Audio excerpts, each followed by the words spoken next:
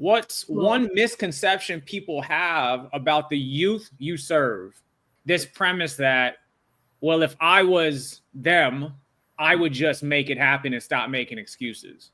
Our trauma, our experiences, our beliefs, our feelings can create a reality for us that is not necessarily reflective of what's in front of us. But sometimes we can't see it.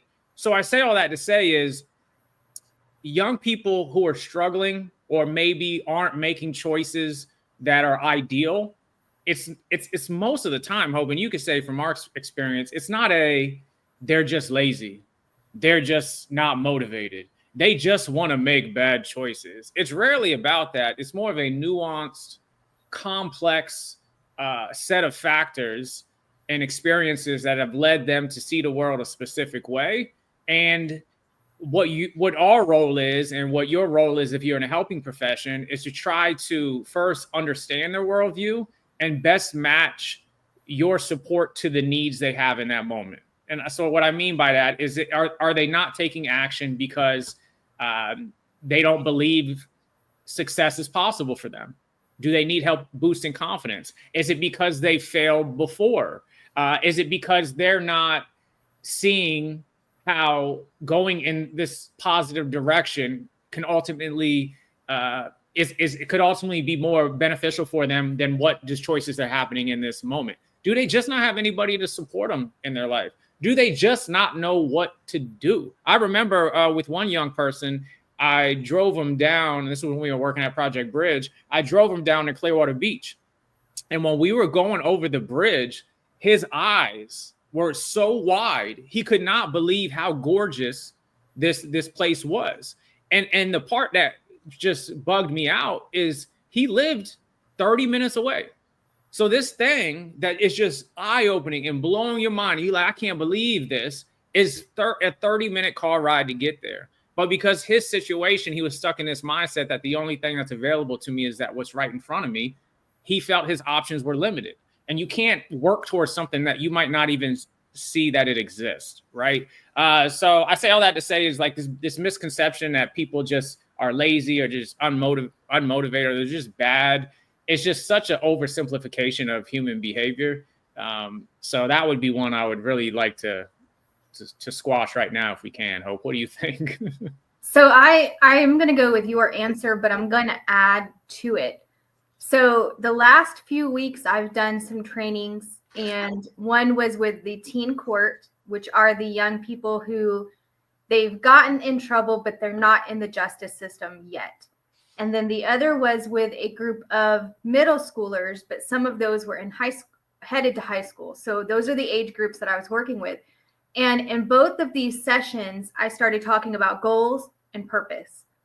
And none of the kids in teen court had ever been told that they could have a goal.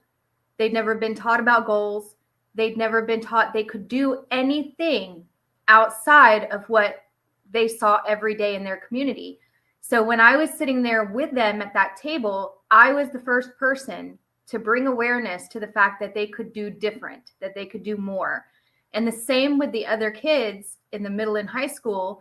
Those particular kids were not involved in the justice system. These were the highest ranking kids in middle and high school. And they had never been told that either, nor had they been told that they have a purpose. So I just want to say what you just said is exactly right. I think sometimes people look at young people, high risk young people, underserved young people, and feel like the decisions they make are because they are bad or because they don't want better. But the truth is just like you and me, if we don't know it, if we don't know something, we don't know until we do know. And that's the same with children and young people, is they don't know until they do know. And that's where the community and the village comes in to let children and young people and even adults, because sometimes people make it to an adult age.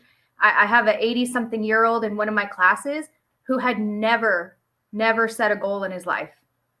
Never. So I want to bring awareness to that. If you are looking at young people or even people in your services and thinking like this about what Curtis had said, then a lot of times it's not because they don't want it or they can't. It is a lot of times because maybe they don't know.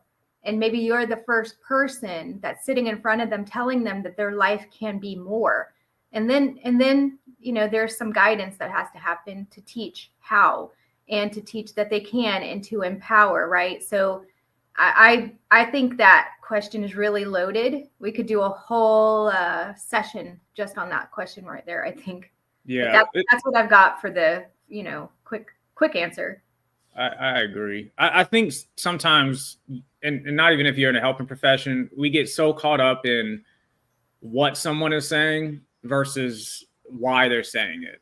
You know, you hear a young person say, you know, I don't want a job. You get caught up on, you know, what the heck? They don't want a job. They're lazy. But it's really looking at the underlining is what's motivating this behavior and getting some understanding. So I got another one. Hoping just spun the wheel. This is a really interesting one. So I think I'm gonna pass it to you first before me, because I'm not even sure what my answer is to this. So let's go ahead and put it on the screen. Hope, what's a guilty pleasure or hobby you have that people would not expect?